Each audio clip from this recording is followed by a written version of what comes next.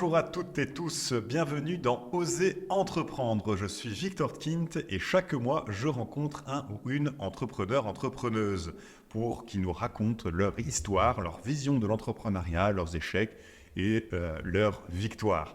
Pour ce deuxième épisode de 2024, j'ai l'honneur de recevoir Hugo. Bonjour Hugo. Salut Victor. Tu vas bien? Bah écoute, ça roule. Allez, Tout va bien. parfait. Mais écoute, je suis très heureux de te rencontrer aujourd'hui chez toi et aussi un peu chez moi. Pourquoi? Parce que ici on est au Skylab Factory à Tournai, dont tu es un des gérants, et c'est là où mon agence Connexion, avec qui je travaille, avec Félix, Hugo, Ferdinand, Maxime, Emeric, etc. Eh ben, on a nos bureaux qui sont ici au Skylab. Peux-tu d'abord te présenter Hugo et puis après on parlera bien après voilà, on aura le temps de parler du Skylab, etc. Bah voilà, bah moi Hugo Suarez, j'ai 27 ans. Mhm. J'étais dans la même année que toi à l'école. On n'était pas dans la même école, beaucoup d'amis en commun. Euh, j'ai eu un parcours un peu différent, on va dire. J'ai fait mes études à l'étranger. Mhm. Ouais, il fait Tout mon cursus scolaire en Belgique. ok. Et voilà, donc ça fait 3 ans maintenant, ça fait tout pile 3 ans que j'ai commencé l'aventure Skylab. Je suis un peu sauté dans le bateau une fois que le bateau était sorti du port, on va dire. Je suis Ok. pas rentré directement au Skylab, mais voilà, donc je suis rentré dans l'aventure et depuis, ça fait que évoluer, ça se passe hyper bien. Allez. Très content. Top, parfait. Ben, on va commencer directement l'épisode avec un peu ton parcours, puisque tu as un parcours un peu plus atypique, en tout cas comparé au mien, puisque, comme tu l'as dit, tu as fait tes études primaires et secondaires ici en Belgique, à Tournai, et après, grande aventure, tu pars un peu dans les quatre coins du monde pour apprendre un peu tout ce qui est commerce international, etc. Est-ce que tu peux nous expliquer un peu ton parcours après du coup le bac? Ah, c'est ça. Après le bac, je me suis dit que j'allais bouger un peu, que j'allais voir autre chose que la Belgique. La Belgique, c'est grand mais c'est petit à la fois, donc je me suis dit que j'allais bouger un petit peu. J'ai décidé de partir à Montréal, au Canada. C'était un choix assez facile parce que j'étais pas parfait bilingue en anglais et que là-bas, l'école se passait en anglais, mais que les gens parlaient plutôt français. Donc voilà, Ok. le Québec, c'est la région du Canada qui est plutôt francophone. Donc ils sont vachement pro-francophones. D'ailleurs, même en ce moment, là, c'est plus que jamais. Ils essayent de ramener un maximum de Français, de Belges et de personnes qui parlent le français D'accord. pour, entre guillemets, garder la langue française au Canada. Ok. Donc Montréal, choix facile pour la langue d'une part, et choix facile aussi parce que je connaissais quelques personnes qui avaient fait l'école dans laquelle j'étais, donc c'était HEC Montréal, qui est une école de commerce, donc haute école de commerce à Montréal. Mhm. Donc c'était en 4 ans. Pourquoi 4 ans? C'est parce qu'il y avait une année préparatoire. Donc il y avait une année Ok. préparatoire pour qu'on récupère entre guillemets le niveau des Canadiens, pour que tout le monde soit au même niveau. Et ensuite on attaquait sur 3 ans, donc un bac, tout ce qu'il y a de plus classique. Moi j'ai fait une spécialisation en affaires internationales et management. Et à ce niveau-là, c'est super bien passé, j'étais très content. Bon, c'était un peu compliqué parfois de allier, on va dire, les études à la fête, à la vie, entre guillemets, sans les contraintes des parents et tout ça, parce qu'au final, j'avais que 18 ans quand je suis parti, et puis t'es quand même à 6 heures de vol, voire 7 heures, t'es tout seul, et tu te dis, bon, Ouais. parfois rentrer à la maison pour bosser, c'est un peu compliqué. Tu te dis, il y a plein d'autres choses à faire. Ouais, je me doute. Et donc voilà. En plus, ça doit être bien dynamique, je suppose, Montréal. C'est ça, c'est une ville pour les gens qui cherchent une ville étudiante hyper sympa, c'est une ville super dynamique. Les Canadiens sont très très sympathiques.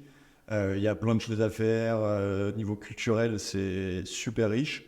Donc non, c'est clair qu'il y avait plein d'autres choses à faire que de travailler pour les études. Mais au final, ça s'est bien passé. J'ai fini avec un GPA qui était très correct. Et le GPA, ça veut dire? GPA, c'était en gros ta moyenne scolaire, c'était ton niveau, qui était super correct et ce qui m'a permis du coup d'intégrer un master un peu plus tard à Madrid. Ok. Et donc, du coup, quel master tu as fait donc, tu as fait commerce international et management à Madrid. Non, alors Non. Mon bachelor, c'était management et affaires internationales Ok. au Canada. Ok. Pendant 6 mois, j'ai fait une année d'échange au Mexique aussi. Ok. Donc ça, c'était pendant mes années au Canada. Donc j'étais à Querétaro. Donc normalement, j'étais censé aller au campus de Mexico, mais il y a eu un tremblement de terre cette année-là. Et du coup, le campus a eu vachement de dommages. Du coup, on a été complètement déplacé au campus de Querétaro.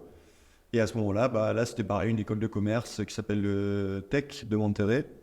Donc c'est une école de commerce assez bien classée au Mexique. Mhm. Et là, j'ai passé 6 mois. Très très sympa. Ouais. Le niveau au Mexique est plus faible, enfin scolairement, qu'au Canada. Du coup, ça nous a permis de pouvoir faire plein d'autres choses que de, Ouais. entre guillemets, se concentrer sur les cours à fond.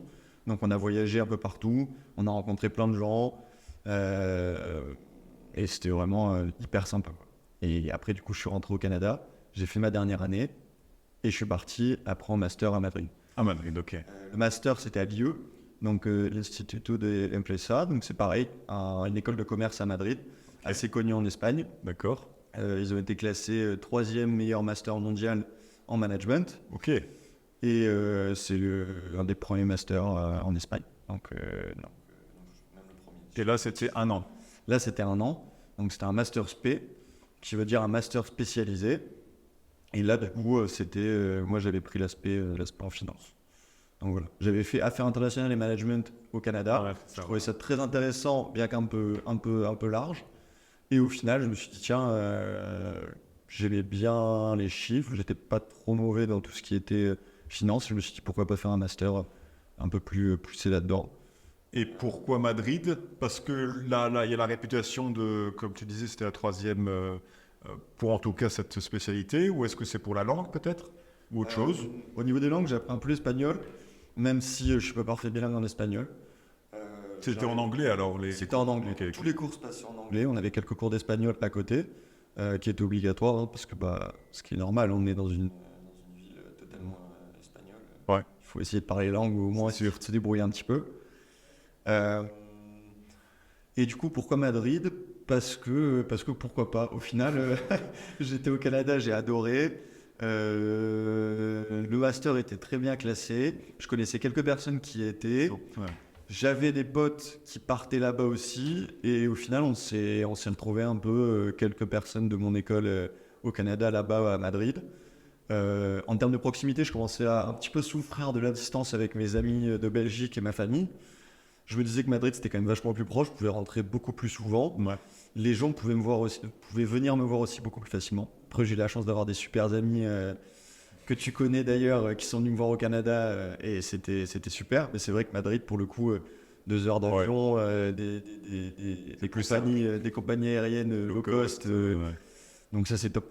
Ouais. Donc voilà, Madrid, on avait très bien vendu. On en avait dit beaucoup de bien. Et, Du coup, je me suis dit, et finalement, et au final, aucun regret. Aucun regret. Madrid, c'était super. Beaucoup de connaissances super intéressantes. Des gens, pareil, du milieu entrepreneurial, qui avaient des business familiaux même. Super intéressants. Et donc voilà, super expérience, un an. Abrégé, un petit peu amputé à cause du Covid. ah oui. C'est l'année où le Covid a commencé. C'était vers février-mars. Ah ouais, ok. Et à ce moment-là, j'avais un appartement à Madrid, c'était le plus agréable. Je suis rentré en Belgique chez mes parents pour suivre les cours à distance, vu que l'école avait fermé. Ouais. Donc l'année a été quand même vachement amputée. Au final, on n'a pas fait l'année complète. T'as fait combien de mois alors du coup J'ai fait de 6 mois. à mars, en fait. Ouais. Donc un peu plus de 6 mois. Ouais. Et ça nous a amené sur des belles expériences entrepreneuriales en rentrant en Belgique, parce que les cours à distance, c'était pas trop mon truc. Ah.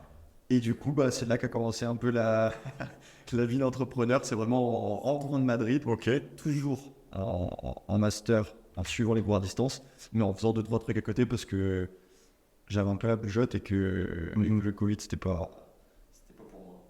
Intéressant, mais juste avant de revenir juste à cette transition, est-ce que tu peux juste me dire comment ces expériences donc à l'international, au Canada, Mexique et Madrid, ont fait que ont-elles influencé en tout cas ton approche de l'entrepreneuriat? Ouais, je pense déjà fondamentalement que c'était une question d'éducation. On a eu des profs hyper intéressants à Montréal et à Madrid. J'ai même une professeure que j'ai toujours en ligne de temps en temps, 1 ou 2 fois par an, qui me demande un peu où j'en suis, ce que je fais, etc. à Montréal. Donc ça, je trouve que c'est vraiment tellement intéressant et tellement chouette de se dire qu'on tisse des liens comme ça avec des professeurs. Donc pour moi, c'est l'éducation qu'ils nous ont donnée, qu'ils nous ont transmise en fait, à travers des cours, à travers des ateliers, à travers des visites. Parce que je me souviens, on allait visiter aussi des entreprises canadiennes. On a été visiter le Cirque du Soleil, qui était une entreprise incroyable, qui est le fleuron entre guillemets québécois, qui est une super entreprise nationale canadienne. Et voilà, donc avec maintenant et partout à travers le monde. Et voilà, donc à travers toutes ces petites choses-là, on a découvert l'entrepreneuriat. Et puis à travers l'ouverture d'esprit aussi, je pense. Les relations, les connaissances. Donc on a rencontré plein de gens hyper intéressants qui faisaient partie du milieu entrepreneurial ou pas, qui eux étaient du coup forcément intéressés par ce côté business, entrepreneurial, etc. parce qu'ils faisaient des études spécialisées là-dedans. Mais voilà, donc je pense que c'est les 2 gros points qui m'ont poussé vers l'entrepreneuriat grâce à cette expérience internationale. C'est cette éducation donnée par les professeurs et les relations et l'ouverture d'esprit que les gens nous ont apporté, quoi. Ok, parfait. Donc ça, c'est pour ton parcours un peu éducatif à l'international. Tu es rentré donc en Belgique un peu prématuré. Et voilà, explique-nous un peu déjà justement cette transition que tu parlais tout à l'heure. C'est là que ça a commencé. Du coup, c'était marrant parce que je finissais un master que j'adorais, mais qui pour moi c'était une énorme déception de devoir rentrer. Enfin, le Covid, c'était clairement pour moi, et comme pour beaucoup de gens, un cauchemar. Et du coup, je suis rentré et je me suis un petit peu intéressé au Skylab, à ce qu'on faisait, etc. Parce qu'en fait, le Skylab, c'est une entreprise familiale que mon père a créée avec 2 associés. D'accord. Moi, je m'étais jamais vraiment intéressé parce que, faute de temps et faute de présence sur, entre guillemets, le territoire belge, j'ai passé que très peu de temps et du coup, je m'y suis jamais vraiment beaucoup intéressé. Je m'y intéressais de loin, mais c'était compliqué avec la distance de se plonger à fond dedans. Donc, j'y ai été pas mal. De là, on avait un de nos membres au Skylab qui avait une superbe entreprise qui nous a fait rencontrer des gens à droite à gauche, dont une personne qui connaissait quelqu'un en Asie qui avait une usine de masques. D'accord. Et c'est là que, en fait, moi j'avais mon bureau au Skylab, entre guillemets, je travaillais là-bas, et on a rencontré cette personne qui avait une usine de masques en Asie.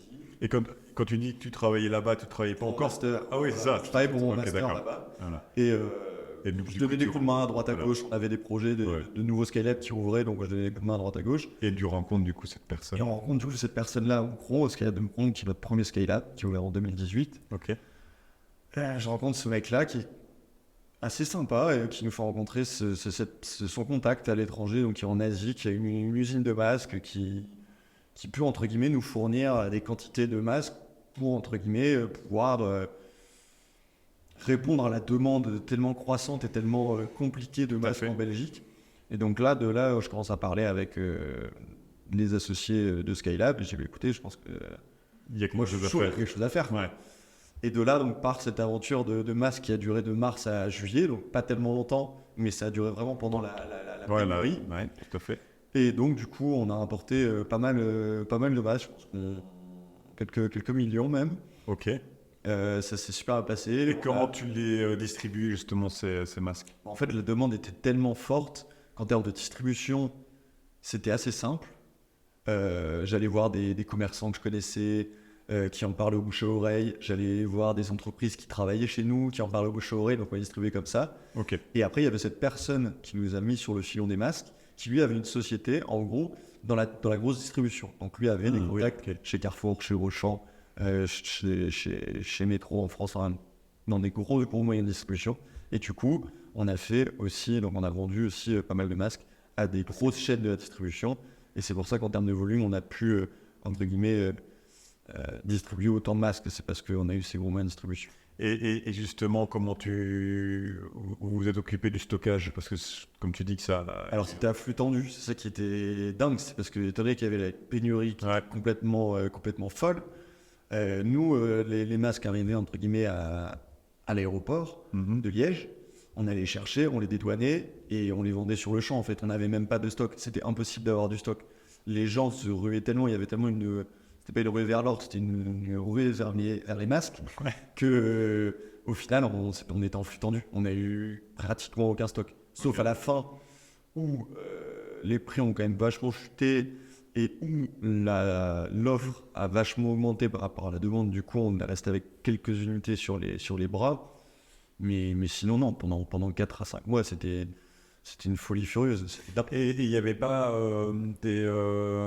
les masques n'avaient pas besoin de certification. Alors si, c'était vachement compliqué. Il fallait les faire tester. Je me souviens, on les avait fait tester dans des labos en Belgique. On les avait fait certifier, etc. Parce qu'évidemment, on vendait pas des masques comme on vendait Ouais. une paire de chaussettes. Puis Ouais. maintenant, aujourd'hui, avec les normes, Ouais. ils embêtent ouais, les c'est gens ça. partout. Mais je veux dire, non, Ouais, les d'accord. masques, je me souviens, on a dû aller dans les laboratoires, les faire tester. Les gens, ils les découpaient au scalpel, ils regardaient la résistance des élastiques, ils regardaient tout, c'était fou. Donc on avait des masques chirurgicaux et des masques FFP2, on avait les deux. Chirurgicaux, évidemment, beaucoup moins chers que les FFP2. Donc deux produits complètement différents. Et à la fin, voilà, une super histoire à raconter parce Ah que bah oui. au final, c'était grâce, entre guillemets, à notre réseau Skylab que ça nous a apporté ça. Et au final, c'était super parce que moi, ça m'a permis de travailler pendant mes études qui, entre guillemets, me prenaient pas suffisamment de temps pour me Bah oui. garder actif. Et c'était excellent parce qu'on touchait à tout. On gérait la vente, la logistique, les achats, les tests en laboratoire. Enfin bref, il fallait gérer plein de trucs. Heureusement, on était avec plusieurs associés, donc c'était vachement sympa. Et voilà, donc on s'est retrouvés à faire ça. Incroyable. À faire ça avant Skylab. Donc voilà. Une belle Ok. transition. Ah bah ouais, c'est génial. Et donc après est venue ton entrée au Skylab, ou est-ce que tu avais encore d'autres péripéties et d'autres projets entre cette époque de fin année scolaire et début de ce côté entrepreneurial avec ce projet de masque au Skylab, ou est-ce que tu es directement... Non, alors je suis pas rentré directement au Skylab. Ok. De base, moi je voulais travailler dans d'autres sociétés. Ok. J'avais une formation avec un diplôme qui me permettait d'avoir accès à des entreprises qui étaient super sur la région wallonne en Belgique. Ok, en Belgique, d'accord. J'avais passé des entretiens, j'avais fait plein Ok. de choses donc, super intéressantes parce que tout ce qui était les process pour entre guillemets devenir salarié, c'était top, c'était hyper intéressant. Ouais. Et au final, à un moment donné, bah, il s'est posé un peu la question quand même de Skylab parce qu'au final, bah, comme j'ai dit, c'était une histoire familiale. Mon père et deux associés. Mon père était plutôt passif dans la société. Il n'a jamais vraiment voulu développer ça parce qu'il avait d'autres activités sur le côté.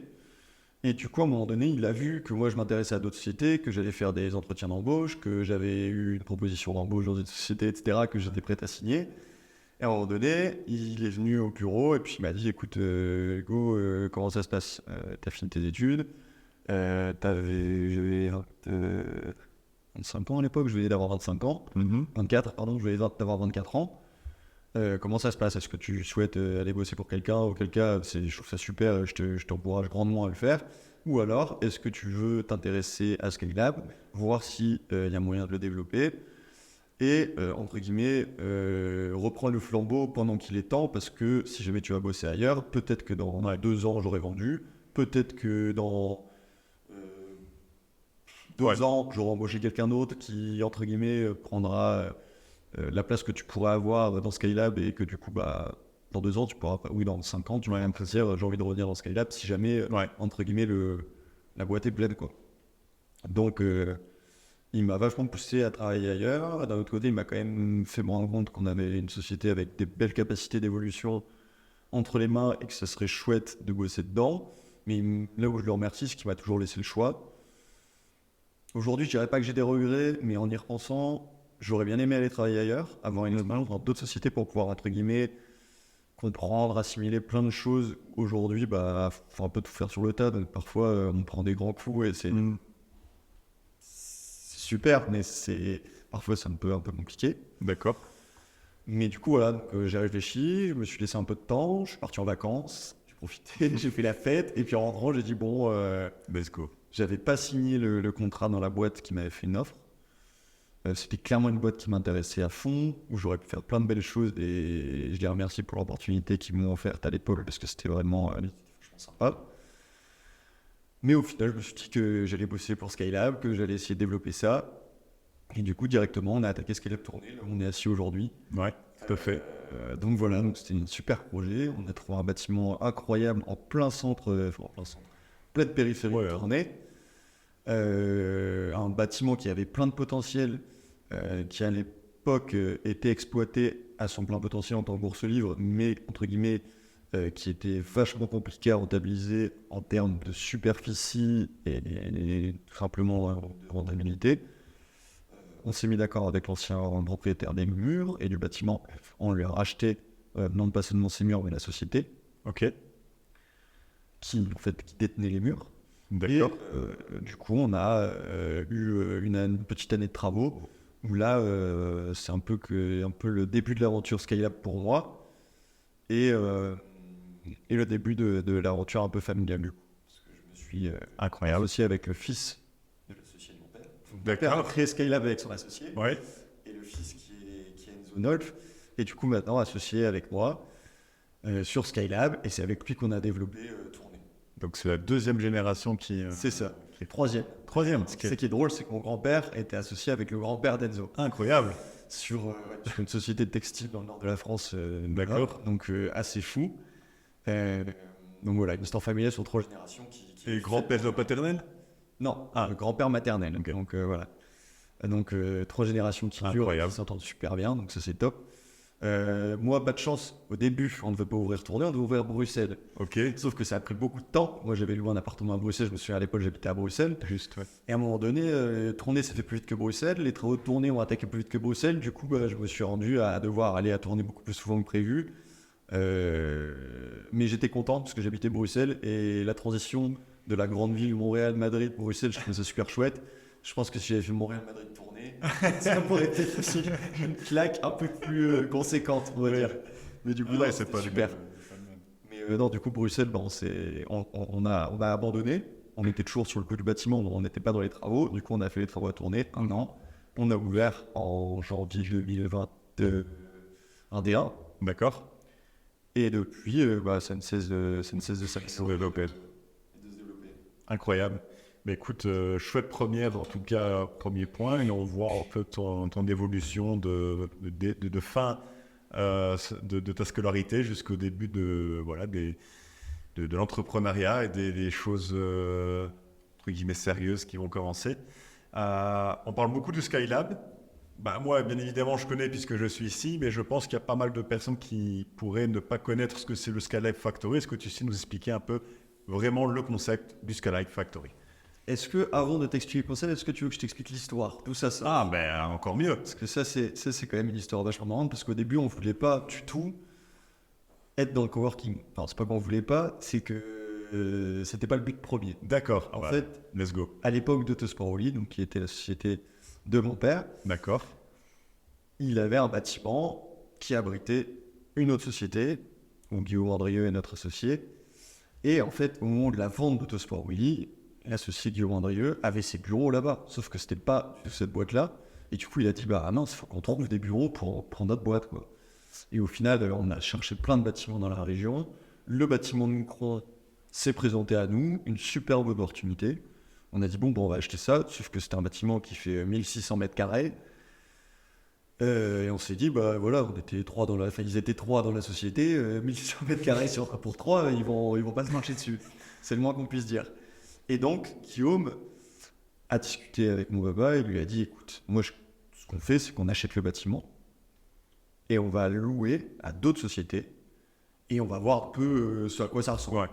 Donc, on a commencé à louer ça à des sociétés à droite et à gauche. Les sociétés, au début, c'était un énorme open space. Donc, c'était marrant. Il y avait vraiment un bureau central avec un secrétariat, etc. Et puis, tout autour, c'était un open space où les gens pouvaient venir travailler, etc. Donc, c'était vraiment full open space. Ok. Au fur et à mesure du temps, au bout de 4-5 mois, il y avait beaucoup de monde, beaucoup de bruit. Les gens ont commencé à faire sentir leurs besoins d'être vachement plus Individualisé, quoi. Voilà, Ouais. ce besoin de confidentialité. On a commencé à mettre des cloisons à droite, à gauche, etc. On avait 11 bureaux. Aujourd'hui, pour la petite histoire, ça fait 2018, donc on est en 2023, ça fait 5 ans qu'on a ouvert. On a 26 bureaux à Moucron. Donc Ok. on a vraiment progressé en même temps que nos membres, en fait. Ok. Donc on a 26 bureaux, dont une galerie marchande avec 6 bureaux. Ah oui, ok. Donc on a plein de commerçants différents, c'est sympa. Ouais. Et il y a encore des commerçants, enfin des entreprises du début ou pas? Ouais, alors on a encore certaines entreprises du début où on est hyper fiers de les avoir et dont certaines qui nous ont quittés ou parce que justement ils évoluent, ils progressent et c'est super, ils achètent ce bâtiment quand la société entre guillemets ça rentre dans le business model. Je trouve ça super, c'est une super opportunité et entre guillemets on est tellement content de les avoir accompagnés que on est content de les voir s'en aller entre guillemets. Ben non, c'est sûr. C'est un bel aboutissement. Exact. Donc, le Skype, c'était un peu créé malgré nous. Donc, ça a été créé vraiment de par un besoin de notre part de trouver des bureaux. On est tombé sur une opportunité. Et c'est là qu'ils ont complètement développé ça à Moucron. Ah ouais, c'est fou, quoi. C'est vraiment par hasard, entre guillemets, où ça s'est créé, quoi. Alors, ça a pris vraiment 2 ans pour se développer, jusqu'en 2020. Et en 2020, Guillaume, mon père et le papa d'Enzo, du coup, qui est mon associé, se sont dit, tiens, on va peut-être en ouvrir un deuxième, ça marche bien, ça plaît. Et là, on a trouvé un bâtiment à Mons. Donc, 2020, on a ouvert à Mons. Et ensuite, du coup, 2021, tournée. Et 2022, en 2023, Bruxelles. Waouh. Donc, c'est nos quatre centres. Qu'est-ce que c'est Skylab? Ça s'est développé, on sait toujours pas ce que c'est. Ouais. C'est un business center. Bon, on comprend, vu ton histoire, on commence à comprendre ce que c'est. C'est donc ni plus ni moins qu'un business center. On a vraiment ce côté hyper ouvert, hyper open space. Donc, on a des cellules privatives, des postes en open space, des salles de réunion et on fait aussi de la domiciliation entreprise. D'accord. On essaye d'offrir à nos membres non pas un bureau, mais bien un environnement de travail. Comme là, on n'est pas du tout dans ton bureau, Victor. On est tout à fait dans ton bureau. On est dans une salle de réunion. On aurait pu se mettre dans la cafette, on aurait pu se mettre dans l'open space, même si parfois c'est un peu plus bruyant. Mais voilà, donc on essaie vraiment d'offrir un espace de travail aux gens, non pas un simple bureau. Un espace de travail, c'est quoi? Ça va être des communs très agréables à vivre, des canapés, des bibliothèques,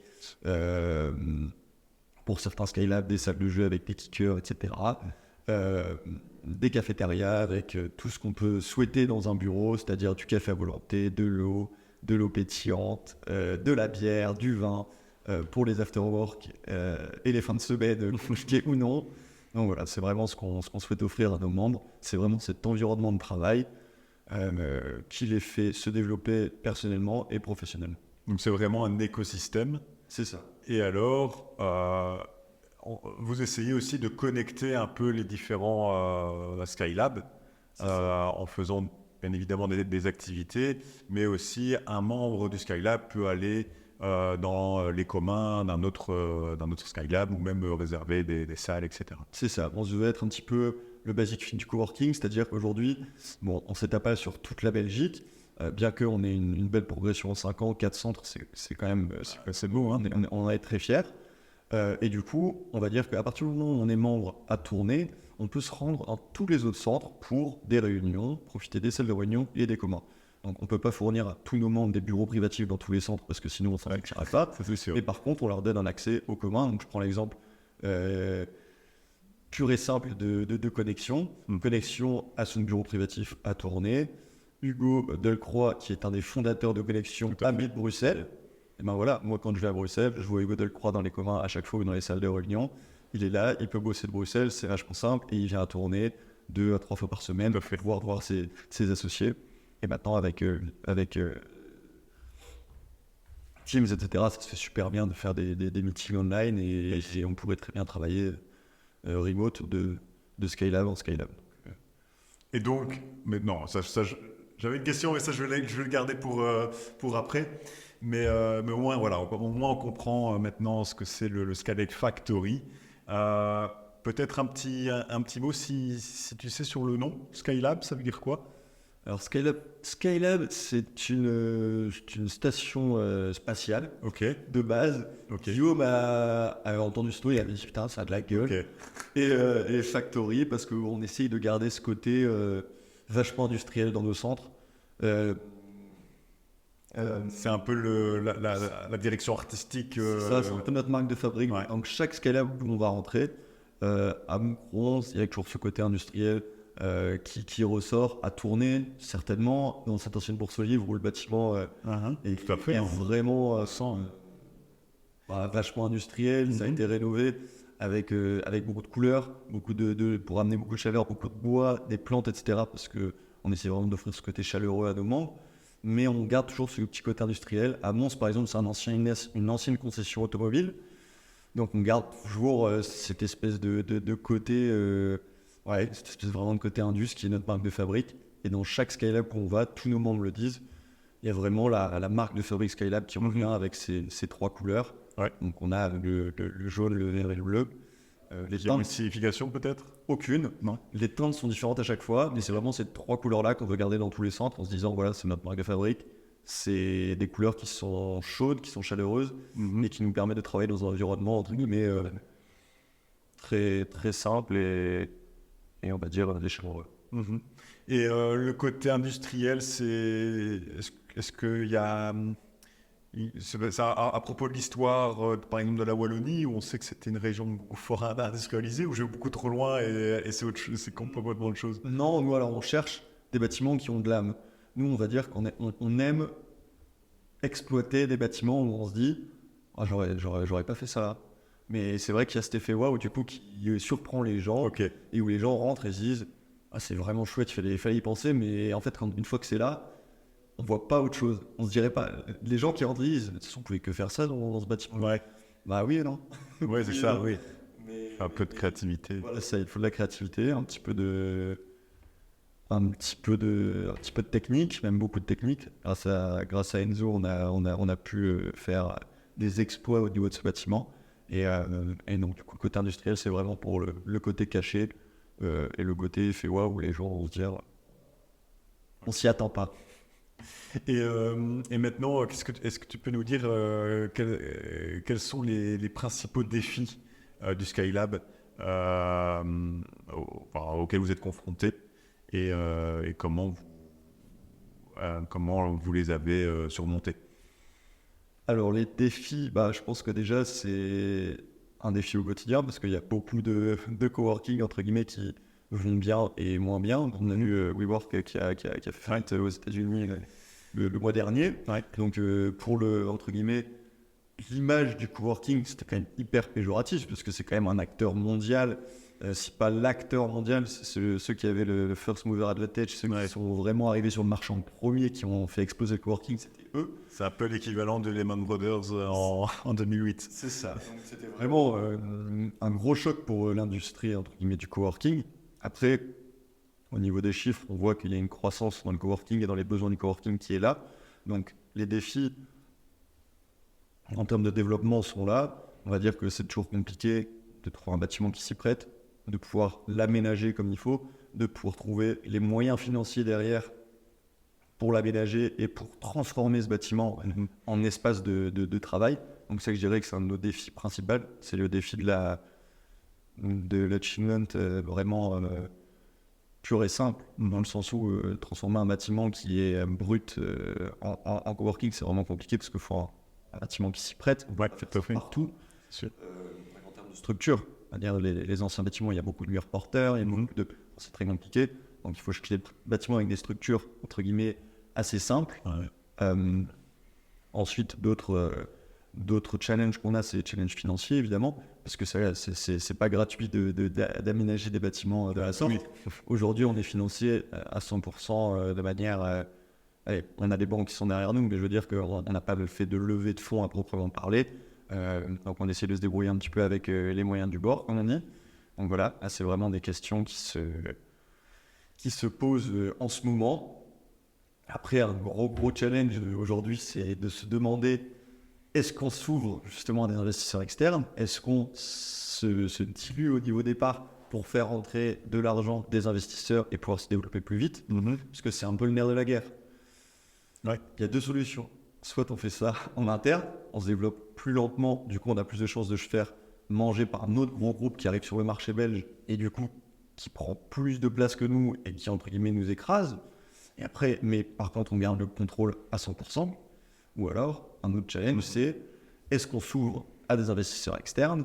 On dilue nos parts au Scalab. En revanche, on a un afflux de liquidités qui arrive derrière. Et là, on va pouvoir être un petit peu plus véloce dans la progression, c'est-à-dire ouvrir des centres beaucoup plus facilement, rapidement, mettre les moyens qu'il faut pour. Voilà, je vois à Bruxelles, on a un centre qu'on n'a même pas pu exploiter à 100%. Parce que voilà, il y a ce côté financier, nous, on prend beaucoup de risques et du coup, il faut vraiment essayer d'y aller intelligemment, posément, bâtir, voir si ça fonctionne. Si le projet prend, on continue. Donc là, pour la petite histoire, à Bruxelles, on a acheté un bâtiment qui fait grosso modo 2000 m². On a aménagé 1400 m² de bâtiment. Il nous reste 600 à aménager. Les 600 derniers m², on s'est dit qu'on allait attendre un petit peu pour voir si ça prenait. Si ça prenait moins bien, on aurait peut-être fait autre chose là-dedans parce qu'il y a d'autres possibilités d'exploiter ce bâtiment. Donc on s'est dit, on va prendre un peu notre temps. Aujourd'hui, on a ouvert en mai. On a 26 bureaux privatifs. On en a loué 22 sur les 26. Ça prend super bien. Donc il y a de grandes chances qu'on continue à exploiter ça en coworking. Et je veux dire qu'il y a cette challenge-là qui nous font en tant qu'entrepreneurs et société familiale vraiment se poser des questions et en se disant bon, on s'ouvre pas, on se dilue pas. Est-ce qu'on va lever des fonds? Est-ce qu'on n'en a pas envie? Parce que pareil, on va lever des fonds, c'est super, mais il faut savoir après faire tout le reporting qui va derrière. Parce qu'on ne va pas dire qu'on lève des fonds et puis après on va dépenser l'argent à droite à gauche. C'est pas comme ça se passe. Il faut du reporting hebdomadaire, il faut un reporting mensuel, et puis il faut vraiment mettre en place une super grosse structure. Tout à fait. Là où aujourd'hui, entre guillemets, on reste un petit peu trop familial pour ça. Aujourd'hui, on va dire que avec Guillaume qui est notre associé commercial, Enzo qui est l'associé qui s'occupe plus de la partie technique, stratégique, implémentation, bâtiment, etc. Et c'est un peu... et on est un peu juste pour pouvoir, entre guillemets, s'ouvrir, mais c'est en discussion. Ouais, c'est ça. Et puis après, il y a aussi ce côté esprit familial que vous voulez... qui est présent ici, qui va peut-être disparaître si vous voulez vous développer. C'est ça. C'est toute une réflexion en fait, à avoir. C'est ça. ADN. Beauté. C'est ça qui fait la beauté aussi du centre. Et c'est pour ça aussi qu'il y a beaucoup de gens qui viennent chez nous. Encore plus marquant peut-être à Bruxelles, à Tournai, Moucron et Mons. Je veux pas dire qu'on est unique, mais je veux dire qu'en termes de proposition d'offres sur le marché, on n'a pas de concurrents directs. Alors, on va avoir des concurrents qui sont sur le marché, qui vont faire du bureau, qui vont faire de la location de bureau, tout ce qu'il y a de plus conventionnel. Ils font extrêmement bien leur métier, mais on n'a pas des produits qui sont similaires. Nous, on va vraiment chercher un produit un peu plus de niche avec des entrepreneurs ou des entreprises qui sont un peu plus de niche et qui viennent vraiment rechercher ce côté familial, entrepreneurial. Tout à fait. Et vraiment cette... ouais, c'est ce côté vraiment... ouais. familial. Ouais, c'est ça. Non, c'est côté. Mais est-ce que tu vois une différence entre, on va dire ici le Hainaut, la Wallonie en partie, et Bruxelles? Parce que je pense, sauf que, et peut-être que tu vas me dire le contraire, que la vision, ouais, en tout cas les membres, est différente. Parce que là, à Bruxelles, on va dire que les mentalités sont différentes aussi. Ouais, c'est ça. Alors, je ne vais pas dire que c'est mieux ou moins bien l'un à l'autre, mais il doit y avoir une différence quand même de mentalité. Alors, en termes de mentalité... ou de vision.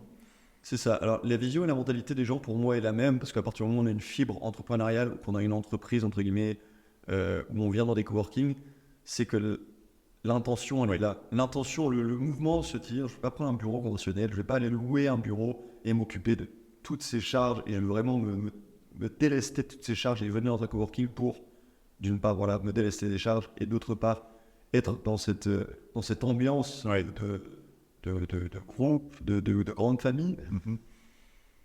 Il n'y a pas tout le monde qui veut faire ça. Donc en termes de mentalité et d'esprit, les gens restent pareils. Alors en termes d'exigence, les gens vont être beaucoup plus exigeants à Bruxelles qu'à Tournai ou à Macron ou à Mons, puisqu'en fait, à Bruxelles, il y a la concurrence. À Bruxelles, on sort de chez nous, il y a les plus gros qui sont là. Oui. On est sur la rue Louise, en face de nous, il va y avoir un Regus, à droite de nous, il va y avoir un Silver Square, à gauche de nous, il va y avoir un peu importe, un Fosbury ou peu importe, il va y avoir toujours du monde. Ouais. Donc, il y a de la concurrence. La concurrence est forte, puisque c'est des gros groupes qui ont beaucoup d'argent. Donc, en termes d'agressivité, on va dire que la concurrence, elle est là. Donc, les gens sont peut-être plus... ils ont plus cette tendance à vouloir ce service à Bruxelles qu'à Tournai à Macron et à Mons. C'est peut-être la seule différence que je verrai entre nos membres. Okay. Après, en termes de bonté, de gentillesse, d'accessibilité, de facilité de discussion, c'est pareil, parce qu'au final, quand on est dans un coworking, je pense que la mentalité. La tout à fait. La marge dans un coworking, ça prouve la mentalité des gens, en fait. Exactement. Donc voilà. Ok. Très bien, donc ça c'était pour un peu pour le chapitre Skylab. Maintenant on va passer sur la vision de l'entrepreneuriat, ta vision de l'entrepreneuriat. Comment tu la décrirais? Bon, comme une aventure, je pense. Oui. C'est pas vraiment un choix, je pense que c'est pas un choix, on se dit je veux être entrepreneur, c'est vraiment quelqu'un qui, enfin pour moi en tout cas c'est comme ça que j'ai vécu, c'est quelque chose qui est venu et où on me l'a jamais imposé. En fait, demain je sais pas moi, on va dire que demain Skylab se vend, est à vendre ou est vendu, je pourrais très bien aller bosser dans une entreprise, je pense. Ok.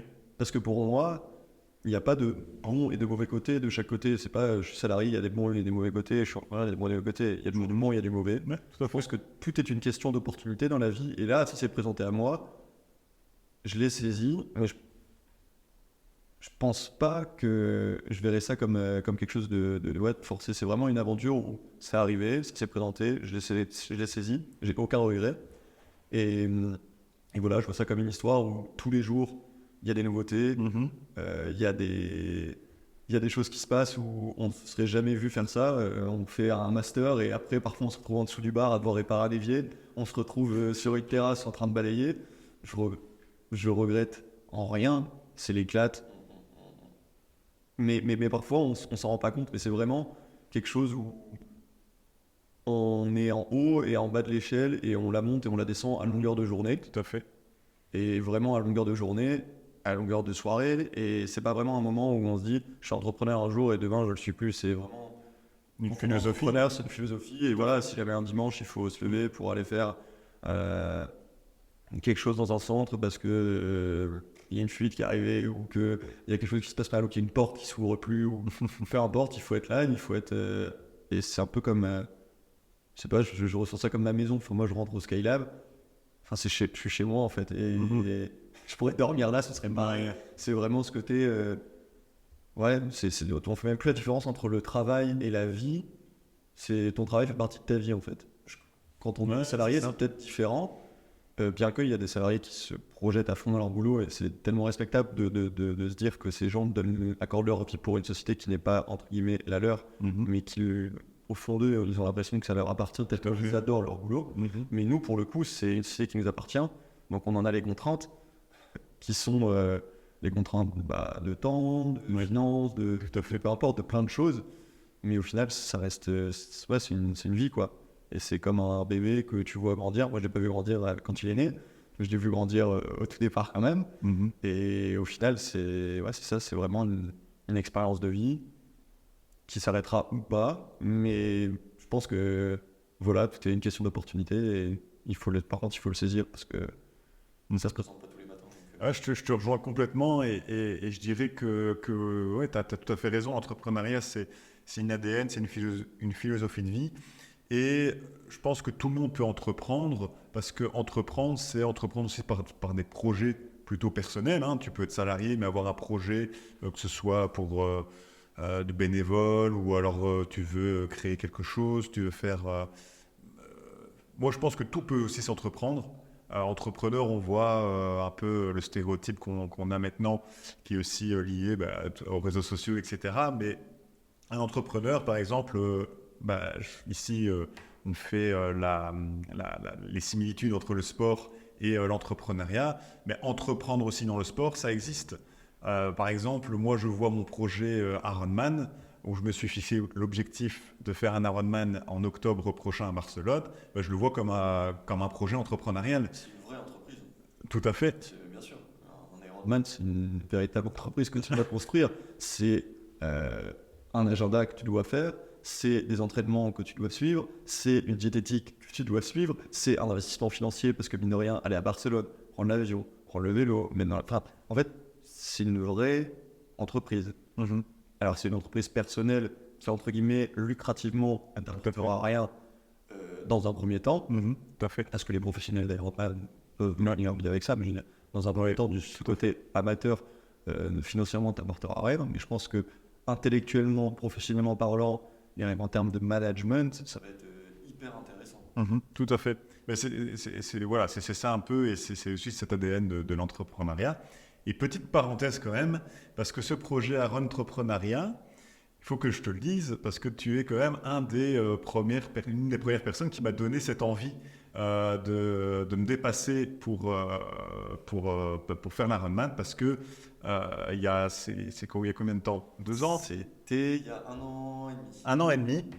Je ne connaissais pas du tout, ou en tout cas de nom, ce que c'était l'Ironman, le triathlon. Je ne faisais pas du tout de sport. Et Victor, il se reconnaîtra, Favier, m'avait proposé de venir vous voir, donc toi et un autre Victor, Thomas, qu'on aura peut-être l'occasion aussi de discuter avec lui lors de ce podcast, parce que c'est aussi un entrepreneur, faire un semi-Ironman au Luxembourg.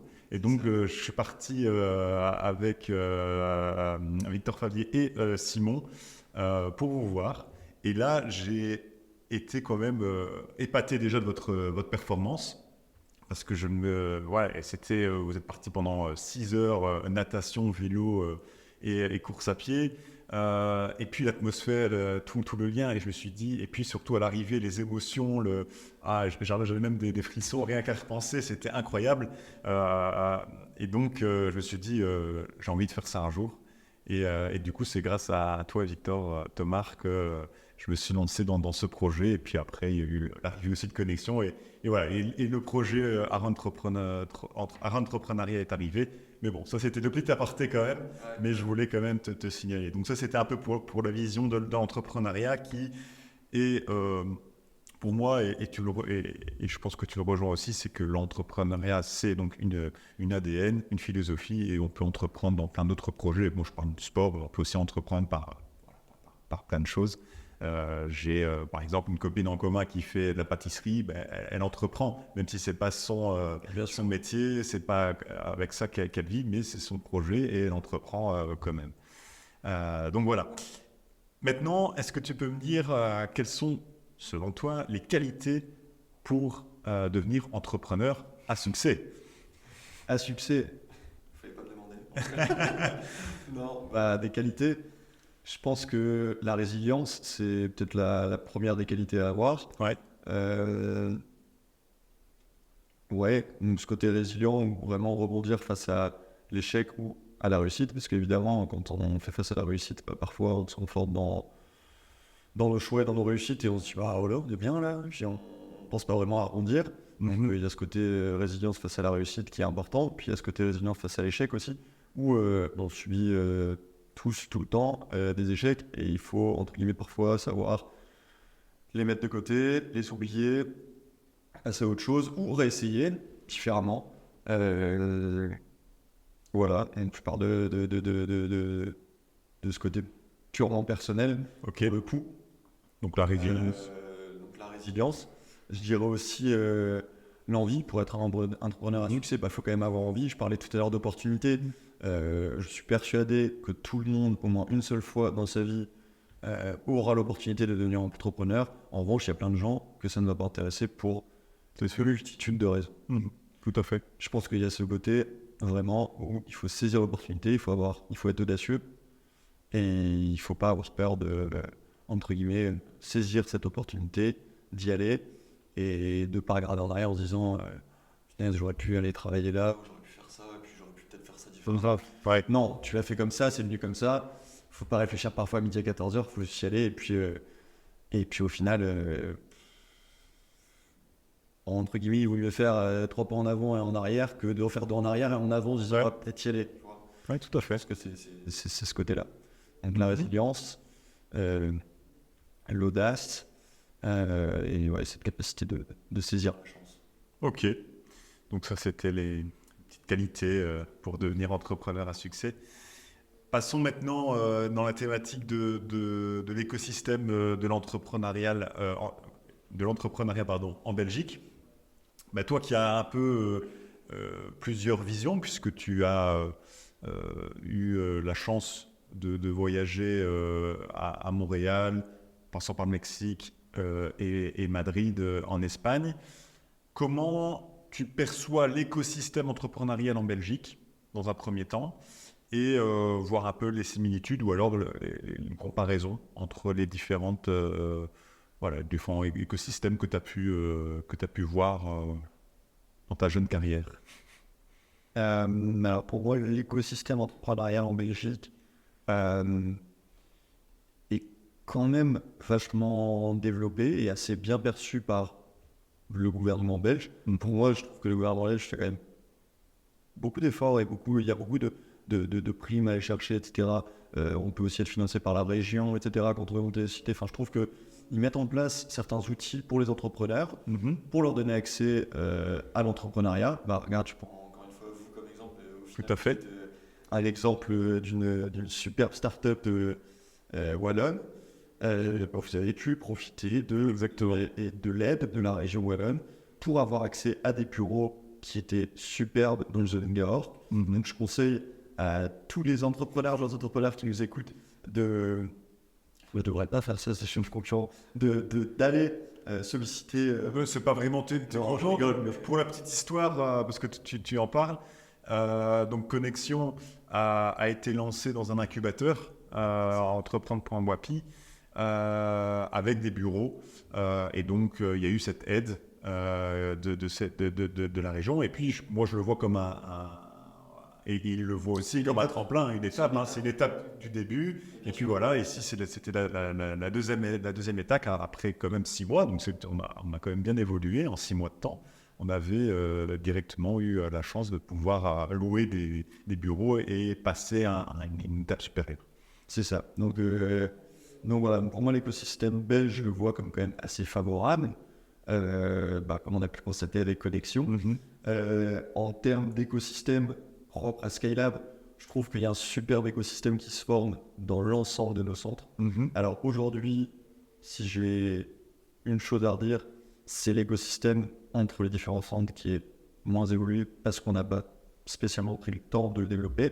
C'est de quoi je vais en revenir plus tard parce que c'est un peu le rôle de Connexion avec qui on a signé un contrat pour l'année 2024.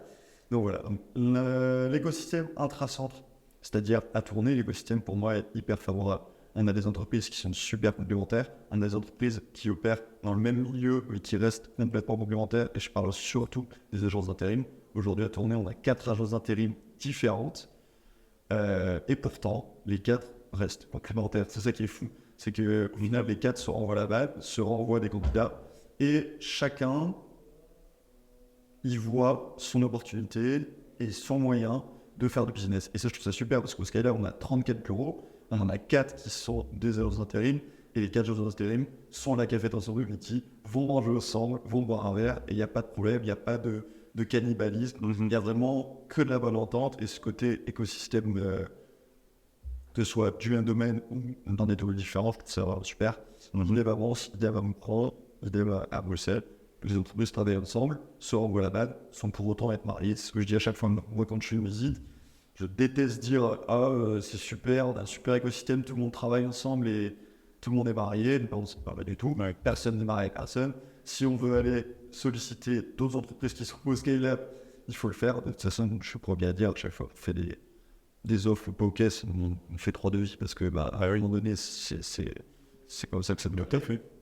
Mais par contre, on a la chance d'avoir des entreprises qui peuvent se renvoyer la balle, indirectement ou directement. Donc, imaginons, moi, j'ai pas la nécessité de signer un contrat avec Connexion, mais je connais des gens qui ne sont pas au Skylab, qui cherchent une agence de marketing, je les renvoie vers Connexion, ça c'est l'indirect. Moi, avec Suarez, avec Skylab, j'ai besoin de Connexion, je suis au Skylab, je vais chez Connexion, qui sont au Skylab aussi, ça c'est du direct, c'est ce qui s'est passé. Et c'est ce qui s'est déjà passé en direct aussi. Ouais, avec d'autres sociétés, exactement, oui, tout à fait. L'écosystème, moi je le trouve quand même assez favorable en Belgique. Et comparé justement à d'autres, à Madrid, à Montréal, est-ce qu'il y a vraiment une différence? Est-ce qu'il y a des choses à améliorer ou En termes d'écosystème entrepreneurial, Ouais. dans les pays où j'ai fait mes études, j'ai pas vraiment fréquenté ce côté entrepreneurial. Ok. J'ai fréquenté vraiment l'école, comme on en parlait. J'ai pas fait de stage au Caucase dans les villes à l'étranger, donc j'ai pas vraiment pu m'imprégner de ce côté entrepreneurial et entreprise, écosystème. La seule différence que je verrais aujourd'hui entre un pays comme la Belgique, qui est un pays européen, et le Canada, c'est cette notion d'échec. Ouais. En Belgique, je trouve que les gens ont vachement peur de l'échec. En Belgique, entre guillemets, déposer le bilan, Non, mais de c'est planter sûr. des millions de, Non, mais de t'as raison. fournisseurs pour des milliards d'euros, mais voilà, Non, mais t'as raison. des centaines d'euros, voilà. Je veux dire, ce côté européen de peur de l'échec, de se dire, ah, mais si ça marche pas, punaise, comment les gens vont me regarder. Ouais. Je trouve ça un peu dommage parce que je parle à titre personnel, j'ai pas tout réussi en Belgique depuis mes débuts et j'ai aucun regret.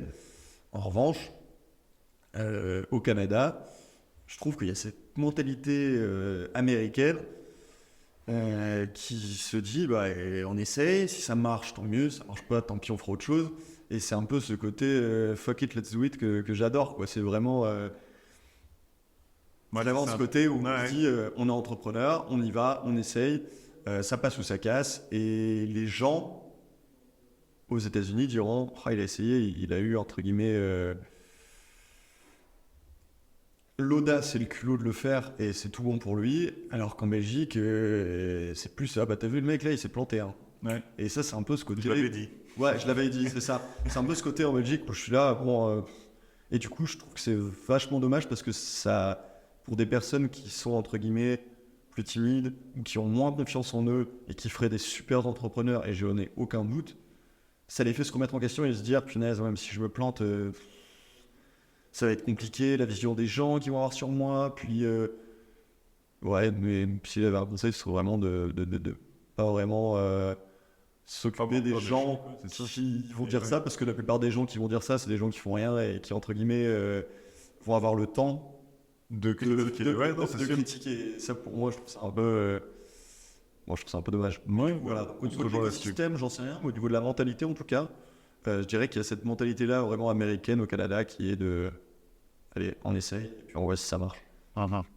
Il y a aussi cette... peut-être au Canada, pas au niveau de l'écosystème, mais je dirais plus au niveau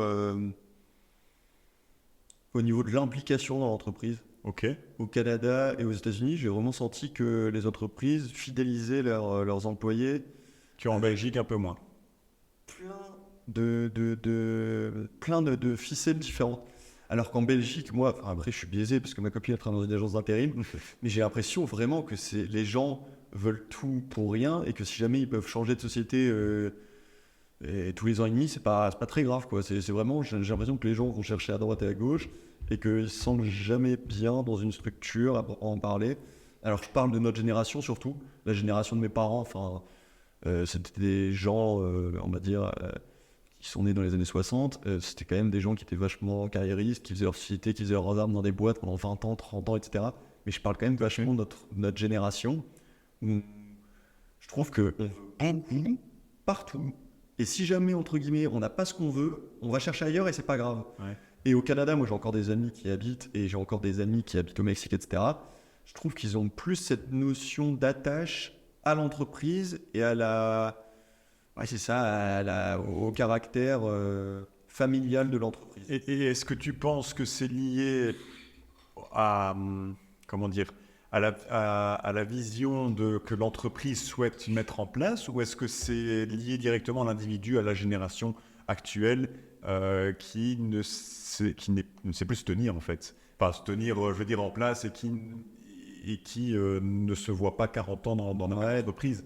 Je suis bien placé pour en parler parce que je suis en plein dedans. Donc, je suis dans cet âge-là où moi je Bah vois ouais, des à droite et à gauche qui changent de boulot vachement souvent et Tout à fait. je trouve ça super parce qu'au final tu multiplies les expériences. Mais par contre, en termes de hard skills, c'est quand même pour moi une manière de faire ses armes qui est différente. C'est une approche vraiment totalement différente.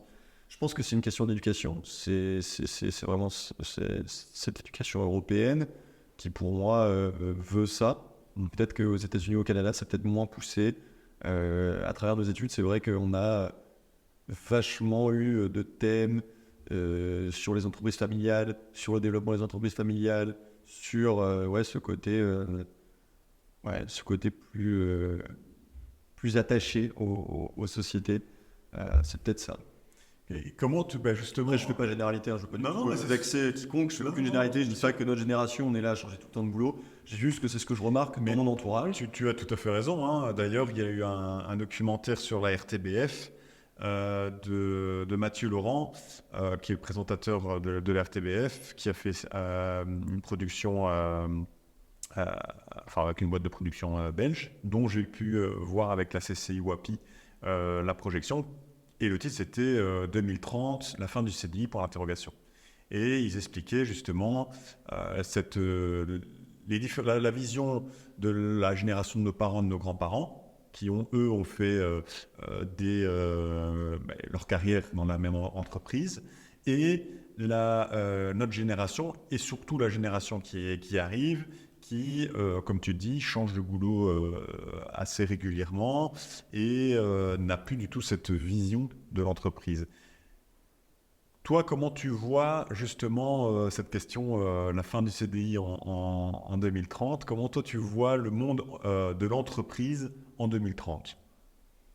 Bah, il est assez flou pour l'instant parce que moi aujourd'hui, avec Scalab, on n'a pas de salariat à proprement parler. Je veux dire, en termes personnels, je ne le vois pas nécessairement hyper clairement. Après, dans la big picture, dans vraiment ce côté où moi je vois mon entourage, où je vois ma famille, mes amis, mes connaissances, je vois qu'il y a vraiment une vraie vélocité. La bougeotte. Voilà, une vraie vélocité dans le changement de boulot, etc. Oui, moi je pense que c'est un sujet qui doit pas être tabou, parce qu'au final, je pense qu'il n'y a rien de dramatique là-dedans. Mais je pense que c'est un vrai sujet de discussion où effectivement, la fin du CDI, j'en sais rien, parce qu'il y aura toujours ces gens qui rechercheront la sécurité, la stabilité, qui voudront être accrochés à un contrat fixe, et ça sera jusqu'à la nuit des temps. En revanche, je pense qu'il y aura de plus en plus de gens qui auront la bougeotte. Après, le CDI n'empêche pas la bougeotte, je veux dire, c'est sûr. Il y aura juste un préavis à prester, mais voilà, donc je pense que oui, c'est sûr que les gens auront de plus en plus la bougeotte. Et je pense que c'est une bonne chose parce que ça prouve que les entreprises sont attractives, ça prouve que les entreprises elles veulent devenir sexy, ça prouve que les entreprises elles veulent avoir des beaux bureaux, des belles conditions de travail, des voitures de fonction, des ordinateurs, des téléphones, des beaux packaging salarial. En fait, je trouve que c'est chouette que les entreprises veulent se vendre parce qu'au final, à l'époque, on devait se battre pour rentrer dans des sociétés. À l'époque de mes parents, mon père, ma mère, leurs amis me parlent de comment ils devaient se vendre pour entrer dans des boîtes. Aujourd'hui, c'est les boîtes qui viennent te chercher à la fin de tes études. Je trouve ça super, je trouve ça que la démarche, elle est excellente parce que, dans un sens, à l'époque, imagine, tu devais te battre pour entrer dans 5 boîtes. Il n'y en avait qu'une qui te prenait. Tu y allais, tu n'avais pas le choix, c'était un défaut. Tu te disais, je vais y aller et j'ai pas le choix. Tandis que là, aujourd'hui, tu sors de tes études, il y a pas mal, alors ça dépend des études que tu fais, évidemment, je généralise pas encore une fois, mais quand tu fais des études supérieures, entre guillemets, sexy sur le marché de l'emploi actuellement, c'est pas... Enfin, moi, je sais que j'ai plein d'amis qui me disent, putain, regarde mon LinkedIn, je aurai le message de recruteurs qui veulent me recruter. Et je trouve ça super d'avoir le choix, parce qu'on ne choisit pas une société par défaut, on choisit une société par cœur, et là, tu te retrouves dans les valeurs de la société, et tu te dis, c'est là que je vais aller, c'est là que je vais tout éclater, c'est là que je vais faire péter les scores, et ça va être un ajout de la valeur pour nous, parce qu'on va se sentir bien au boulot et qu'on va se dire je bosse à ce que j'en ai envie dans la boîte dans laquelle j'ai envie, et ça va être un regard énorme pour la société. Parce que la société, elle va pouvoir tirer profit un maximum de nous en se disant ah ouais, il est à 200% le mec, ou la fille, parce qu'elle est chez nous pour les bonnes raisons en fait. Donc je trouve que c'est une bonne chose. Ok. On va passer maintenant tout doucement à la fin du podcast avec tes apprentissages et tes conseils. Et donc, quels ont été les principaux apprentissages que tu retires de ton parcours jusqu'à présent? Alors les principaux apprentissages, j'en ai plein, comme je disais, le Skylab, étant donné qu'on est très peu pour plusieurs bureaux, on doit faire plein de choses, et du coup en termes d'apprentissage, il y en a des milliers. On a appris à faire plein de choses, que ce soit en termes de construction, que ce soit en termes de plan financier, que ce soit en termes de vente, donc en termes de skills purs et durs de business, il y en a plein. Après, en termes personnels, un des plus gros apprentissages, c'est qu'il y a ce côté de l'entrepreneuriat que j'adore, qui est vraiment de dédier sa vie à sa société. Donc il y a vraiment ce côté où on se réveille le matin, où c'est même pas qu'on pense au boulot en se disant tiens, qu'est-ce que je vais faire aujourd'hui. C'est qu'on se pointe au bureau et puis il y a à faire. C'est même pas, on se pose même pas la question de tiens, à part quand on a des centres qui s'ouvrent, qu'on a des rendez-vous avec des clients, etc. Là, c'est prévu, c'est dans l'agenda, c'est à faire. Et je veux dire, sinon, en termes de vie quotidienne, il y a toujours à faire. Il y a toujours un truc à régler. Il y a toujours des trucs bêtes, Tout à fait. bêtes à faire. Aller chez Brico chercher une ampoule parce qu'il y a une ampoule qui a pété dans une salle de réunion. Aller, peu importe, il y a toujours quelque chose à faire. Ouais, Et c'est ça qui est super. Et il y a toujours à évoluer. Là, par exemple, on a des membres, Nathan Huon, qui est photographe chez nous. Il a un bureau chez nous. Il m'a dit, écoute Hugo, moi, le bureau, j'adore. Je suis très content. Ça fait 1 an que je suis chez vous. Je suis photographe. J'ai besoin d'un studio. Est-ce qu'on peut pas réfléchir à un truc ensemble? Voilà. Alors, moi, je me creuse la tête pour lui. On trouve une solution pour lui. Lui se creuse la tête en derrière pour pouvoir aménager, faire ce qu'il veut, etc. Donc, en fait, tous les jours, on a des cas comme ça. 2 membres qui veulent évoluer. 2 membres qui veulent trouver des solutions pour leur société. Et du coup, je trouve que c'est super parce qu'on dédie un peu notre vie aux autres, pour les autres, mais pour nous aussi, parce qu'au final, c'est enrichissant et c'est un business pour nous qui est tellement enrichissant qu'on dédie notre vie pour ça et qu'on n'en a pas vraiment, on s'en rend même pas compte en fait. Ok, d'accord. Tes projets futurs. Est-ce que tu as, jusqu'à là tu as expliqué aussi donc cette réflexion, est-ce qu'on ouvre à l'extérieur ou pas, mais toi personnellement, est-ce que tu as des projets futurs ou tu n'y penses pas encore? Alors aujourd'hui, Skylab, on a la chance d'avoir 4 centres qui sont remplis entre guillemets et qui fonctionnent très bien. Alors si c'est pour gérer quelque chose à droite à gauche, c'est hyper intéressant, mais parfois on se dit il faut qu'on fasse autre chose, il faut qu'on aille voir d'autres bâtiments, etc. Donc, aujourd'hui, en termes de projet pour Skylab, on essaie de chercher d'autres bâtiments à droite à gauche. On est sur des super beaux dossiers et j'espère pouvoir t'en dire plus super rapidement. Donc, de ce côté-là, en termes de développement pour Skylab, on est sur des super projets et c'est ça qui nous fait avancer et vivre. Top. Après, à titre personnel,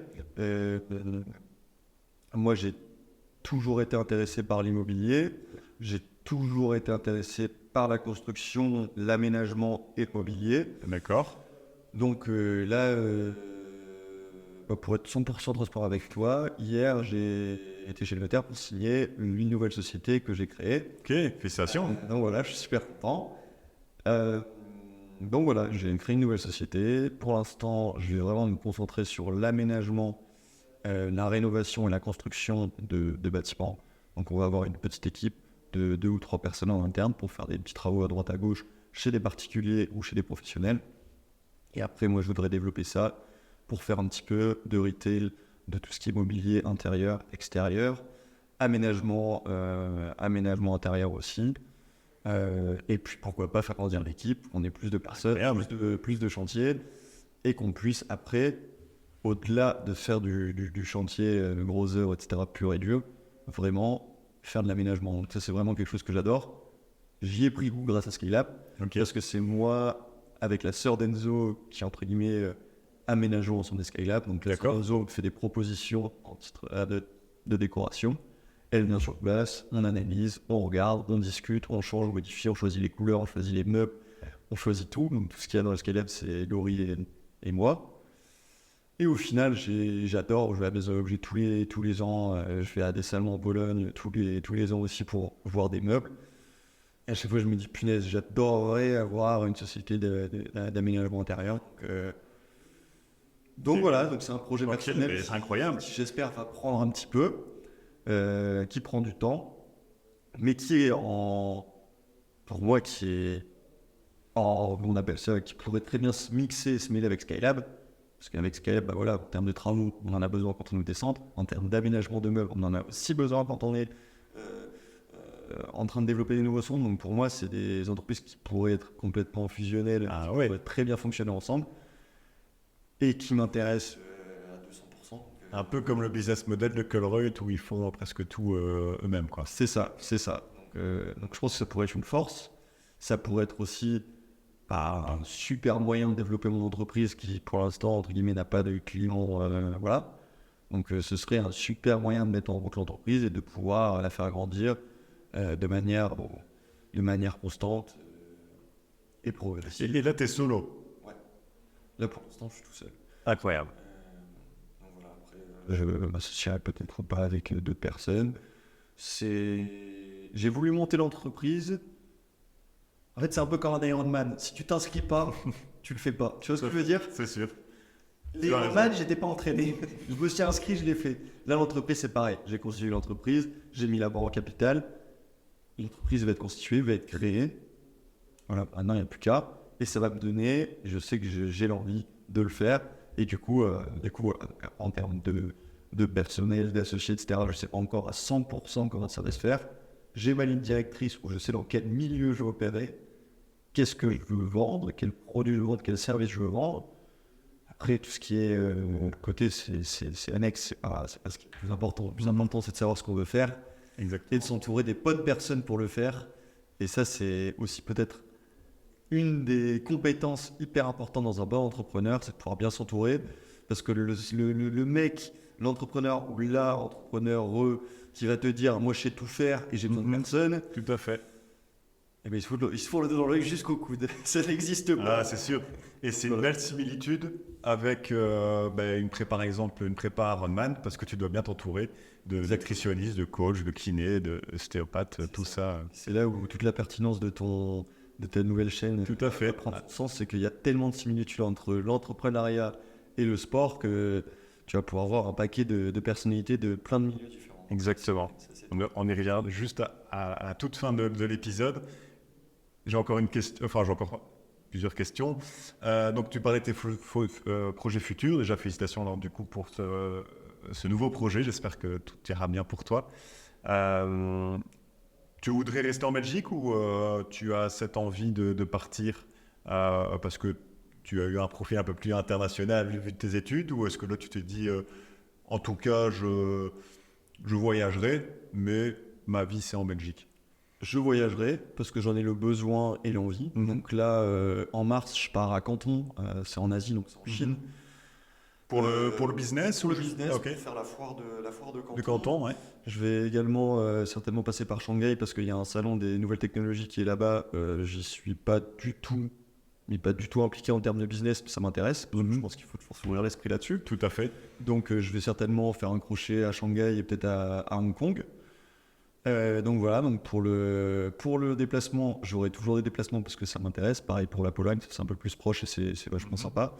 Maison objet à Paris, pareil, c'est très cool. Mais par contre, en termes de vie, je veux faire ma vie en Belgique. Ok, j'ai ma maison en Belgique. J'ai ma femme qui est qui est en Belgique. J'ai mon pied en Belgique et je voudrais plus bouger pour rien au monde. J'ai mes amis, ma vie est là en Belgique. Je vais bouger parce que je pense que j'ai la chance de le faire et l'opportunité de le faire. Donc je suis bête de ne pas le faire. En revanche, pareil, je pense qu'aujourd'hui, avec les sites internet, etc., on peut faire du retail worldwide en étant en Belgique.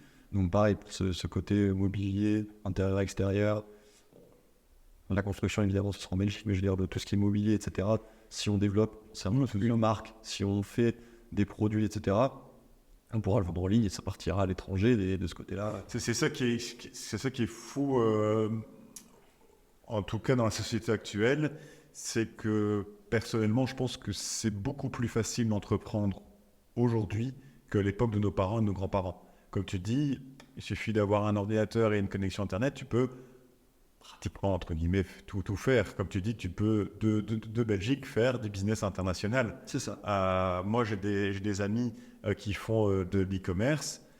Ils ont leur entrepôt en Belgique et un peu partout aussi en Europe. Ils ont un agent qui est, par exemple, en Chine pour tout ce qui est leurs produits. Et c'est l'agent, en fait, qui va s'occuper de tout ce qui est le dédouanement, les frais de transport, etc., le packaging. Et eux, de chez eux, ou s'ils veulent partir en Espagne ou quoi, ils peuvent faire ça. Et je pense que c'est aussi une réelle opportunité qu'on a actuellement, en tout cas, dans les pays développés comme la Belgique, de avoir des moyens qui sont extraordinaires pour pouvoir développer notre business à l'international.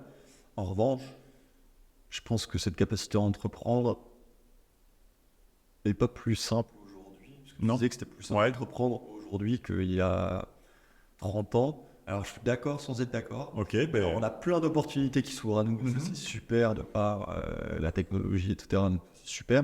En revanche, en termes de levier financier, de développement, et à l'époque, c'était un peu plus facile. Aujourd'hui, entre guillemets, sans formation, sans études, sans quoi que ce soit, on arrive chez le banquier avec un projet. Il va nous dire gentiment de prendre la porte et de s'en aller. Ils vont le faire avec des formes, mais entre guillemets, en termes de capacité, c'est compliqué. À l'époque, dans les années 60, 70, 80, c'était quand même la ruée vers l'or. Les gens, ils apportaient un peu de tout et de rien, ça marchait. Moi, je vois mon grand-père, il avait ni d'études, ni de rien du tout. Et il a été un entrepreneur à grand succès, sans aucune formation. Les banquiers l'ont suivi, il a fait plein de choses. Entre guillemets, à l'époque, je trouve qu'il se posait peut-être moins de questions. Et de par ce manque de réseaux sociaux, etc., les gens avaient moins peur de l'échec. Les gens avaient moins peur de se montrer. Et je trouve qu'à l'époque, voilà, les gens, pour moi, ils osaient. Les gens osaient. Et ça, je trouvais ça. Et donc, tu penses que l'arrivée des réseaux sociaux, etc., ont influencé les comportements des personnes, justement, sur la perception. Voilà. Pour moi, il y a une perversion de l'entrepreneuriat à travers les réseaux sociaux qui est juste dingue. C'est juste fou. Aujourd'hui, sur les réseaux sociaux, on montre tout ce qu'on veut et tout ce qu'on veut pas. Et on montre pas tout ce qu'on veut pas. Je veux dire, c'est tellement simple aujourd'hui de montrer, voilà, j'ai réussi, regardez, Skylab a dit. Oui, mais c'est pas le cas. Il y a eu tellement d'échecs derrière, il y a eu tellement de projets qui sont pas concrétisés, il y a eu tellement de plein d'échecs. Au final, si je veux, je les montre pas, et puis je montre que le beau, et je montre qu'on est plein, et que ça va bien, et qu'on fait des work, et qu'on est vert, et que tout va bien. C'est pas vrai, c'est pas ça. Ouais, c'est ça. Je trouve qu'il y a une perversion entre guillemets, de l'entrepreneuriat à travers les réseaux sociaux qui, pour moi, est pas, qui est pour moi pas intéressante. Et c'est pour ça aujourd'hui que je veux utiliser les réseaux sociaux de Skylab grâce à Connexion. Vous allez vous occuper de nos réseaux sociaux pour 2024. Et je veux pas qu'on montre Skylab, je veux qu'on montre la valeur que Skylab a à travers nos membres. Donc, c'est-à-dire, je veux que nos réseaux sociaux montrent, voilà, on a des membres comme ça, comme ça. Ouais. Mais en fait, moi, je veux mettre en avant nos membres. Entre guillemets, nous, Skylab, les gens savent ce que c'est. Notre pub, elle se fera à travers nos membres. Notre pub frappante. Tout à fait. Là, Skylab, c'est un super coworking. Les gens, ils ont rien à faire que un super coworking. Les gens, ce qu'ils ont à faire, c'est, ok, ils ont un écosystème, ils ont des membres intéressants. Ils ont une vraie mentalité derrière. Donc pour moi, les réseaux sociaux, ça sert à ça. Il faut que ce soit bien utilisé. Et trop peu souvent, c'est bien utilisé. Et les gens veulent que montrer ce qui les intéresse et là où ils réussissent. Et pas assez quand ils réussissent pas. Et je trouve que c'est hyper dommage. Et du coup, il y a encore une fois beaucoup de gens qui n'osent pas entreprendre parce qu'ils disent punaise, si jamais ça marche pas, tout le monde va le voir. Et entre guillemets, ça va être public et ça va être la fin d'un haricot. C'est super intéressant parce que c'est aussi un peu l'idée de ce podcast. C'est vraiment de rentrer dans une conversation, on va dire, à cœur ouvert, où l'entrepreneur qui est devant moi, ben voilà, explique vraiment sa vision de l'entrepreneuriat, les échecs, les victoires, et c'est vraiment ce côté-là. Parce que là, je te rejoins, c'est vrai que les réseaux sociaux, on voit beaucoup de réussite, ou en tout cas de semblant de réussite. Pour la plupart, c'est vrai, pour la plupart, c'est pas vrai. Bon, ça, c'est pas le sujet, mais on voit trop la réussite et on pense que effectivement, c'est super simple en fait de gagner 100 000 euros en un mois, quoi. Ouais, c'est ça. Tout à fait. Il faut remettre voilà, les pieds sur terre et on peut y arriver, mais voilà, il faut cravacher. Il faut se battre. Et il faut pas avoir peur, comme tu disais, de l'échec. Et c'est pas parce que tu échoues en premier ou pour la première fois que tu vas échouer toute ta vie. Super intéressant. Les pubs YouTube où le mec dit Ouais. tu veux gagner 10 000 euros par mois en essayant en étant Ouais. assis dans ton canapé. Ouais. Cliquez pas les mecs. Ça, non, mais c'est vrai. Non, c'est sûr. Tout à fait. Au final, l'entrepreneuriat, ça vient pas déjà tout de suite. Et quand ça vient, il faut pas prendre pour acquis. Il faut continuer, il faut développer. Et il faut se dire que tout peut s'arrêter très vite. Parce qu'aujourd'hui, bah, voilà, exactement, beaucoup de concurrence. Il y a beaucoup de gros groupes. Il y a beaucoup de gens qui ont des super idées. Et du coup, bah, voilà, faut toujours regarder dans son dos. Et il faut toujours se dire, on va de l'avant. Et peu importe si aujourd'hui ça marche bien, demain ça peut moins bien marcher. Du coup, il faut toujours essayer de progresser, d'évoluer de manière continue, sans mettre la charrue devant les bœufs. Parce que parfois aussi, il y en a qui s'enflamment et ça tombe. Mais je pense qu'il y a un juste milieu à trouver, une vitesse de croisière à prendre. Et on le voit avec plein de nos clients comme Brick, par exemple, avec qui on a fait un super podcast avec lui. Là, Brick, ils ont commencé, on a eu la chance de les avoir au Skylab à Moucron. Ils se sont développés à tourner, ils ont pris leur temps, ils ont fait les choses intelligemment. Aujourd'hui, ils deviennent des acteurs qui sont sur le marché hyper importants dans le NO. Ils se développent très très bien, intelligemment pour moi. Ils surfent la bonne vague. Tout à fait. Et on parlait justement de clients qui grandissent avec nous et qui partent. Brick sont chez nous à tourner et ils ont une super équipe qui compte rester chez nous. En revanche, Brick à Moucron ont une superbe opportunité de déménager et de changer de bureau, d'avoir un espace plus grand pour pouvoir mettre leur séchage, pour pouvoir, entre guillemets, avoir une agence immobilière à proprement parler, non pas simplement un bureau, et de pouvoir avoir leur propre identité, entre guillemets. Et du coup, voilà, ils nous quittent à la fin d'année et on est... Enfin, moi, ce que j'ai dit, j'ai pas du tout de no hard feelings, quoi. Je suis vraiment super cool, je suis super content pour eux, ils vont se développer, ils vont pouvoir avoir une superbe identité et on leur souhaite tout le bonheur, surtout qu'ils sont chez nous à tourner et qui fêtent leur année, leurs 3 ans, qui fêtent leurs 3 ans tout à fait. chez nous en janvier. Et voilà, on garde un super contact et je sais très bien qu'ils continueront à tourner leurs vidéos dans nos locaux parce qu'ils trouvent que c'est top et on sait très bien qu'on continuera à les voir parce que ça reste une grande famille. Tout à fait. Très bien, encore passionnant. On arrive tout doucement à la fin de l'épisode, je te rassure. J'ai encore des dernières questions à te poser. On va maintenant parler de l'équilibre entre la vie professionnelle et personnelle, de ta vie en tant qu'entrepreneur. Comment toi tu arrives à faire l'équilibre? Écoute, moi l'équilibre je le fais assez simplement. Je le fais un peu comme il vient. Il y a des semaines où je vais vraiment aller au bureau tout le temps et rentrer plus tard, aller à Bruxelles, du coup rentrer à des horaires un peu plus embêtants. Et au final, ça se passe comme ça. Il est hyper compréhensible et ça se passe super bien. Parfois, comme là, je pars en Asie, je vais devoir voyager peut-être une semaine, 2 semaines. T'appelles ça du boulot ou t'appelles ça la vie perso? Enfin, tu vois.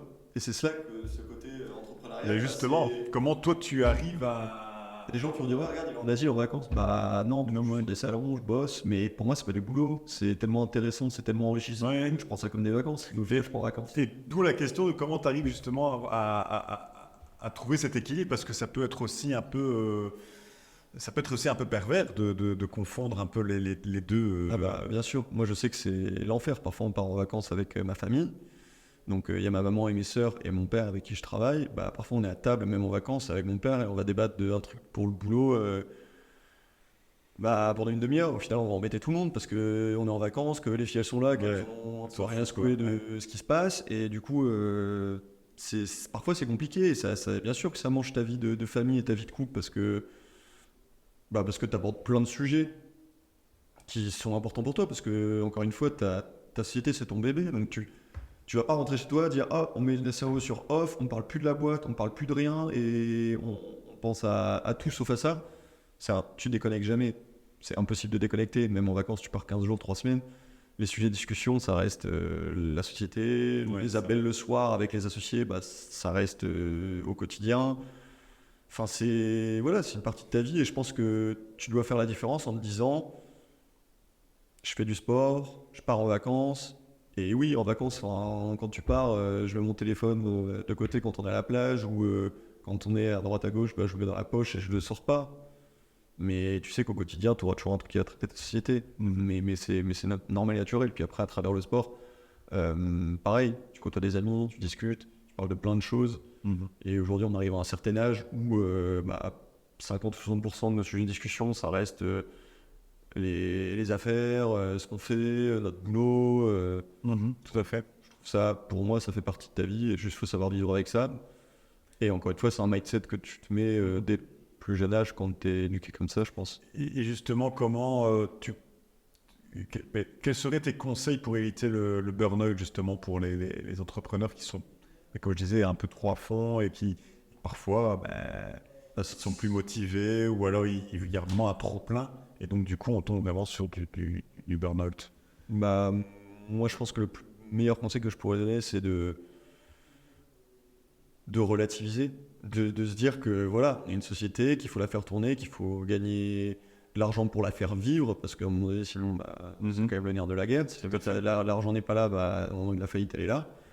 Donc, évidemment, il y a une pression à se mettre, évidemment, il y a des choses à faire et à mettre en place. En revanche, il faut quand même relativiser en se disant de ne pas dédier 100% de son temps à ça, parce qu'au final, la vie, c'est aussi faire un resto, c'est aussi partir en voyage, c'est aussi rencontrer les gens, c'est aussi aller faire du sport, c'est aussi, et peu importe, c'est pas nécessairement du sport, c'est des activités en fait.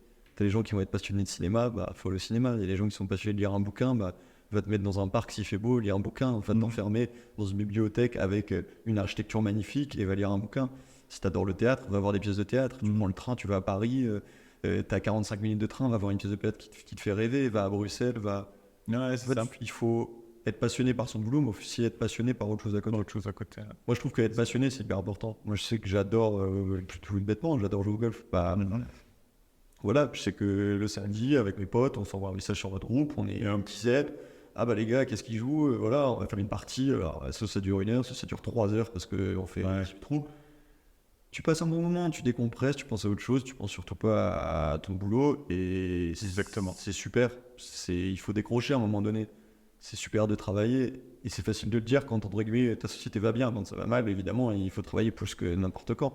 Et même quand ça va bien, il faut travailler plus que n'importe quand. Mais je veux dire, il faut savoir décrocher, il faut savoir dire stop, il faut savoir relativiser et se dire voilà, j'ai envie d'avoir une vie, c'est bien beau d'avoir une société, ou d'être indépendant, mais il faut avoir une vie et en profiter quoi. Exactement. Très bien. On va passer maintenant à la dernière partie de l'épisode. Je me devais aussi quand même de parler du sport, puisque c'est dans l'ADN un peu de ce projet à entrepreneuriat dont le podcast Oser Entreprendre fait partie. Tu as fait, comme je l'expliquais, un semi-Ironman. Donc tu t'es entraîné pendant 6 mois? Non. Février, juin, 5 mois. 5 mois. Quelle est justement ta vision du sport et de l'entrepreneuriat à travers justement ta prépa semi-Ironman? Moi j'ai vécu les deux en même temps, l'entrepreneuriat et le sport. Oui, donc justement. C'était parfois compliqué à mêler parce que tu vas me dire, putain, tu t'entraînes 8 ou 10 heures par semaine, plus tes horaires de boulot, plus. Alors à l'époque, là où j'avais beaucoup de chance, c'est que j'étais célibataire. Beaucoup de chance, je ne parle pas d'être chanceux d'être célibataire. Attention. Je parle d'avoir beaucoup de chance de pouvoir, entre guillemets, après le boulot, faire autre chose que de devoir, entre guillemets, faire les duty, le duty de l'homme moderne, on va dire.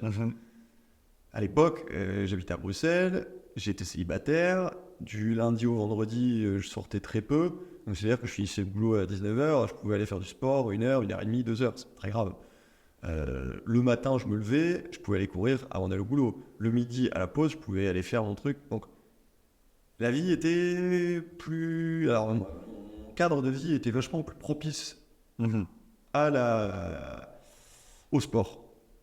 Alors, en revanche, donc il faut vraiment créer donc, ce côté entrepreneuriat plus sport, il faut vraiment créer un emploi de temps intelligent, bien construit, où on va se dire, essayer de mêler les deux sans que l'un n'empiète sur l'autre. Sans bien appliquer, C'est sûr. surtout pour un full Ironman, là où les séances de sport vont être à répétition.